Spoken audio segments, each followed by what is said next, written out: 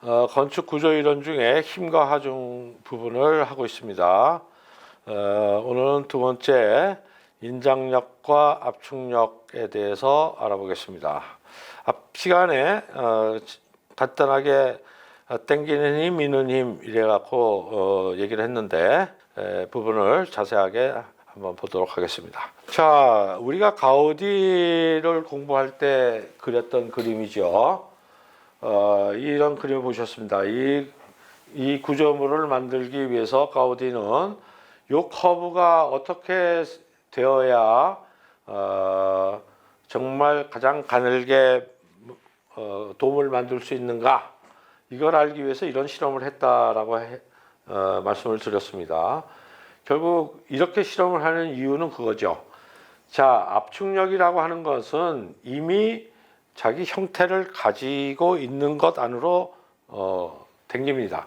예를 들면 벽돌이 있다. 자, 이 벽돌이에다가 힘을 어떻게 주면 이 힘이 어떻게 흘러가는지가 안 보이죠. 안 보입니다. 반면에 자, 빨랫줄이 걸린다 그러면 이 빨랫줄에는 이 선이 뭐냐면 여기로 인장력이 다니는 선이에요. 그래, 인장력은 눈에 보입니다. 이렇게 형태를 그대로 갖추기 때문에 인장력은 보이는데 압축력은 힘이 어디로 가는지가 안 보여요. 그러니까 구조하는 사람으로서는 힘든 것이 이렇게 만들어도 별로 안 무너지고 아주 가늘게 만들어 놓으면은 이게 무너지고, 요 중간 어디쯤에 가장 가늘면서도 힘을 견디는 어떤 형태가 있을 텐데 이게 모르겠다는 거예요. 이게 왜냐? 무너지고 나서야 아니까. 자, 그러니까 가우디는 아이디어를 내기를 이거에 착안을 한 겁니다. 인장력하고 압축력은 같다. 크기가 같다. 다만 부호만 다르다. 두 개는 서로 커플이고 대신 그것의 부호만 다르다. 이거에 착안을 해서 여기에 있는 모든 무게들을 계산해서, 이게 사실 이렇게 두면 요 각각의 무게들이 이 구조체에 뭘로 작용을 하지요? 압축력으로 작용을 하겠죠. 자, 이거를 뒤집으면 각각의 무게가 인장력으로 작용을 하는 겁니다. 압축력으로 가할 때의 형태는 우리가 알아낼 수 없는데 인장력으로 바꿔서 줄에다가 매달면 그 형태는 이렇게 만들어지는 겁니다. 자, 이렇게 해서 이 선을 찾아내죠. 그러면 요거를 거울 이미지로 뒤집어 놓으면 요 형태가 가장 힘이 그대로 고선을 따라다니는 가장 효율적인 구조가 된다, 이 얘기입니다. 자, 이렇게 압축과 인장은 서로 커플이고 부호만 다르고 서로 상보관계다, 이렇게 얘기할 수가 있습니다. 자, 이것은 우리 자동차 바퀴나 이런 데서도 보이지요. 자, 여러분들은 그런 생각 안 하셨나요? 자전거 바퀴가 있습니다. 근데 이 살이 굉장히 가늘죠. 자, 이 살 하나를 빼갖고 우리가 이렇게 눌러보면 금방 이렇게 확 휘어버리는 아주 가는 철사죠. 자, 이 가는 철사인데 여기에 엄청난 하중이 여기에 사람 몸무게 뭐 이렇게 해갖고 하는데 여기에 하중이 가해지는데 어떻게 얘가 안 휘까?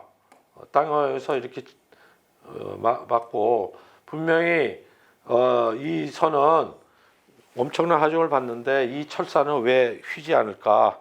이거 궁금하셨어야 사실은 이게 정상입니다.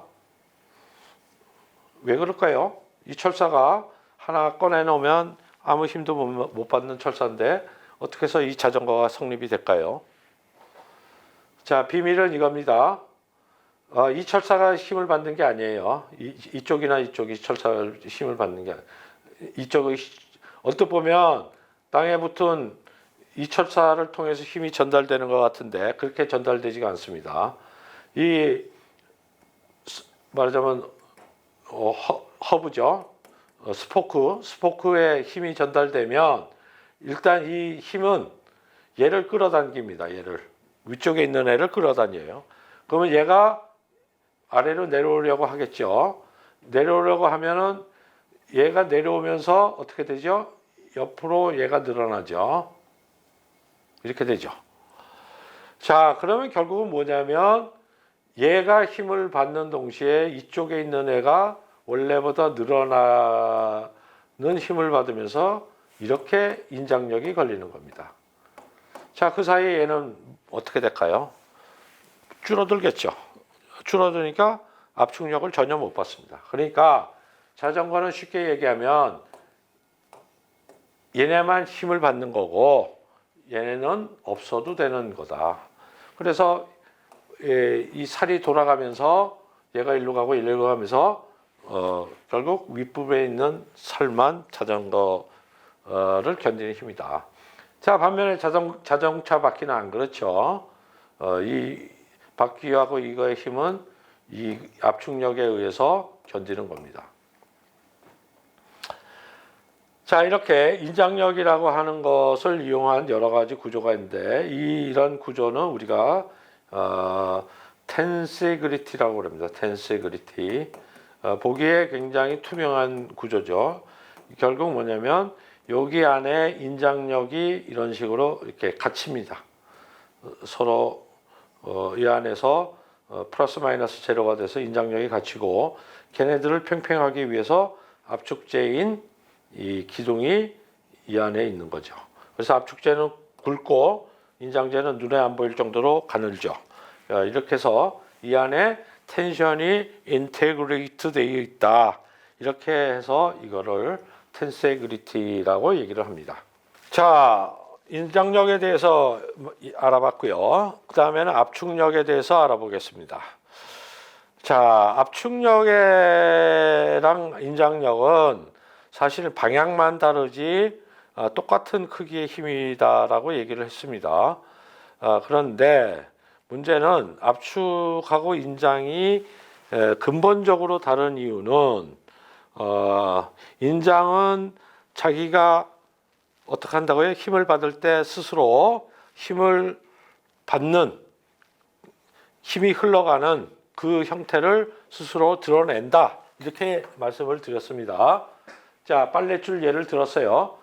빨랫줄은 자기가 받고 있는 힘의 형태를 그대로 드러냅니다. 그러니까 인장력은 이 밖으로 다니는 게 아니라 정확하게 이 줄 안으로 이렇게 다니는 거죠. 자, 반면에 압축제는 그렇지가 않아요. 이렇게 덩어리가 있으면 이걸 눌렀다 그러면 얘가 이렇게 해서 가는지 이렇게 해서 가는지 도대체 알 수가 없어요. 이미 고체이기 때문에. 자, 이래서 어떤 문제가 생기냐. 자, 이런 봉을 이렇게 당길 때는 아무 문제가 없어요. 왜냐하면 인장력이 그거 알아서 자기가 흘러가는 길을 스스로 만들어서 하기 때문에. 자, 그런데 똑같은 봉을 이렇게 눌렀다 그러면 이게 얘기가 달라집니다.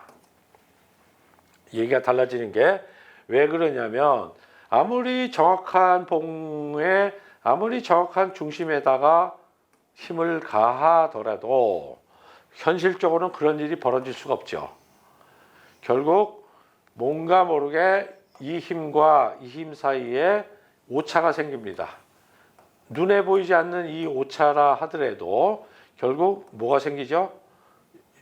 결국 이 힘과 이 힘 사이에 이 어긋남 때문에 모멘트가 생겨버려요. 자, 그래서 일단 힘을 가하면 정확하게 이게 이렇게 만나면 좋은데 조금이라도 어긋난 것 때문에 이렇게 휘어버립니다. 일단 휘는 순간에 휘임이라는 건 가속도가 붙죠. 점점 더 휘어가지고 뚝 부러져 버립니다. 자, 이거를 우리가 좌골이라고 얘기합니다. 좌골, 버클링 이라고 얘기하고 인장제하고 압축력의 가장 큰 차이점이 그겁니다. 인장제는 자기 힘을 알아서 찾아가기 때문에 가늘게 만들 수가 있어요. 다 덜어내고 이것만 남겨도 인장녀는 알아서 간다. 근데 반면에 압축제는 자기가 받는 힘만큼만이 필요한 게 아니라 휘는 것을 견딜 정도의 두께가 필요하다. 이게 합니다. 그래서 인장력의 부재는 가늘지만 압축 부재는 두꺼운 이유는 힘에 의해서 얘가 사이즈가 결정되는 게 아니라 오히려 이 모멘트에 의해서 결정되기 때문에 그렇다. 이거를 이해하시면 되고, 여기 나온 공식들은 뭐 오일러라는 사람이 양쪽이 고정단인 경우, 핀인 경우, 뭐 롤러인 경우, 중간에 이렇게 지지대가 있는 경우 뭐 어떻게 된다 이런 얘기를 한 건데요.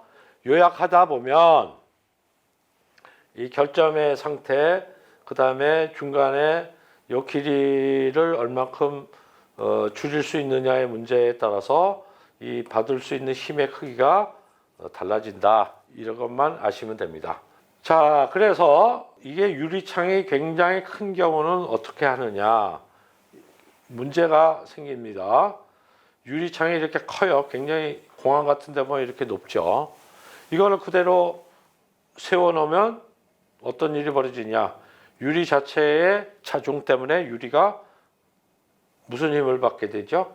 압축력을 받게 되죠. 자, 이게 결국 어떻게 돼요? 좌골이 생겨서 부러집니다. 그러니까 이렇게 큰 유리는 압축력이 생기게 놔두면 안 돼요. 그러니까 밑에다가 받침대를 놓는 게 아니라 거꾸로 위에서 이렇게 잡아 맵니다. 매고 밑에는 여유분을 둬요. 그럼 어떻게 하죠? 이렇게 자기 자중에 의해서 커튼처럼 축 처지면서 인장력이 생기죠. 인장력이 생기면 이건 안 깨집니다. 그래서 이런 공항에서는 위쪽에 이걸 잡는 게 있고 밑에 쪽에는 잡는 게 없다. 이것도 상식적으로 알아두시고, 자, 이것은 이제 횡자골이라고 합니다. 레이터럴 버클링이라고 하는데, H형광을 이렇게 누르면 그대로 내려갔으면 좋겠는데 이것도 역시 그렇지가 않죠. 가운데 부분은 그 오차 때문에 이렇게 회전을 하려고 하고 있고, 회전을 하면 이런 식으로 레이터럴 버클링이 생기는 거와 똑같은 좌골이 생깁니다. 그래서 기둥은 기본적으로 두껍습니다. 자기 무게에 의해서 받는 힘보다 더 큰 휘어지지 않아야 될 만큼의 두께가 필요하기 때문에 크다. 저기 베를린 기둥도 뭐 여러 가지 시각적 이유가 있지만 이 가운데가 두꺼운 이유는 이렇게 휘는 것을 방지하기 위해서다. 자, 이 노만 포스터의 르노 공장도 마찬가지죠. 이 가운데 기둥을 가급적 가늘게 하기 위해서는 가운데 이만큼쯤에 좌골장을 줄이는 게 필요하겠죠. 그렇겠죠. 이만큼의 길이를 P가 받는다면 요 L이 반으로 줄면 2분의 1, 1분의 1 이렇게 되고 여기서 중간에서 뭔가 잡아주면 얘는 4배의 힘을 받게 되는 겁니다. 제곱에 비례하기 때문에. 그래서 가급적이면 여기에다가 이걸 많이 두면 많이 둘수록 이 힘이 강해져요. 철근 콘크리트 같은 경우는 철근을 콘크리트가 아주 완전히 잡아가지고 이 좌골 길이가 제로가 되는 거죠. 그러니까 인장력과 똑같은 압축력을 스스로 받게 되는 겁니다. 자, 요트의 포스트도 마찬가지죠. 이 요트 포스트가 하나 이대로 있으면은 금방 휘어버리겠죠. 그래서 여기에 수많은 중간 스터드라고 얘기해요. 스터드를 내놓고 여기를 인장 와이어를 이렇게 잡습니다. 자, 이 힘과 이 힘은 똑같죠. 크기가. 그러나 이거에 의해서 압축제는 상대적으로 굵고 인장제는 아주 가늘죠. 그럼에도 불구하고 이런 장치를 쓰면 이걸 더욱 가늘게 만들 수 있다. 뭐 이런 얘기가 되겠습니다. 그래서 굵기만 보면 우리가 기둥인지 인장제인지 이걸 알 수가 있다. 이렇게 이해하시면 되겠습니다. 자, 인장력에 대해서 알아봅니다. 인장력은 기본적으로 장력입니다. 장력은 이렇게 펼쳐지려는 힘이 되겠습니다. 대표적인 게 우리가 표면 장력이라는 거죠. 우리가 지금 소금쟁이다 밑에 꽃잎 뭐 위에 맺힌 이슬 방울이다. 이게 왜 둥글죠? 이슬 방울이 둥근 이유는 바로 오른쪽 위의 그림처럼 표면 장력 때문입니다. 보통 물세포 물의 이 분자들은 이렇게 규칙적으로 있어서 서로 미는 힘과 당기는 힘이 이렇게 균형을 이루고 있어요. 그러니까 등간격이 되는 거죠. 자, 반면에 표면에 있는 애는 아래쪽하고는 힘이 서로 플러스 마이너스 제로가 되는데 이쪽이 없죠. 이쪽이 없으니까 얘에 의해서 균형을 맞춰줄 이놈이 없는 겁니다. 이놈이. 그러니까 결국 어떻게 돼요? 얘네만 있어서 얘네들이 서로 인장력이 생긴다. 맞아. 거기서 팽팽하게 늘어나려는 힘이 생긴다. 무슨 얘기냐면 우리 텀블러 있잖아요. 텀블러 같은 힘이 생기는 거죠. 자, 그러니까 걔를 누르고 이 소금장이는 이 인장력을 이용해서 이렇게 서 있는 거고, 이 표면 장력에 의해서 이 물은 서로 둥그러지려고 하는 힘이 생기는 겁니다. 자, 이걸 이용하면 이제 이렇게 안에 공기를 꽉 채우면 이 바깥에서 이렇게 인장력이 생기죠. 그래서 에어돔이 만들어지기도 하고, 이렇게 공기 두 층을 넣고 공기를 채우면 여기도 인장력 이렇게 생겨서 이런 식의 또 다른 형태의 에어돔이 만들어지기도 한다. 이런 것이 인장 구조의 특징이 되겠습니다. 자, 인장 구조의 무엇보다도 하이라이트는 막구조죠. 막구조. 인장력과 압축력의 차이에서 그 말씀을 드렸습니다. 인장력은 자기 스스로가 흘러가는 힘의 길을 스스로 형태를 통해서 드러낸다. 자, 이 빨랫줄도 그렇습니다만은 텐트도 마찬가지죠. 텐트에서 이 선은 뭡니까? 힘이 가는 선이에요. 그렇죠? 그러니까 아주 가는 천으로 만들 수 있다. 두께가 뭐 거의 아주 뭐 제로에 가까울 정도로 얇은 천을 가지고도 이 넓은 공항을 덮을 수 있다. 이게 막구조의 특징입니다. 그래서 막구조는 평면으로 하면 안 돼요. 이렇게 항상 이렇게 하이퍼볼릭 파라볼로이드든지 어쨌든 이 원형 그리드가 원래는 원형 그리드였겠죠. 이게 이렇게 왜곡이 되어야만 거기서 인장력이 생기고 복원력이 생겨서 구조체 역할을 하게 되는 겁니다.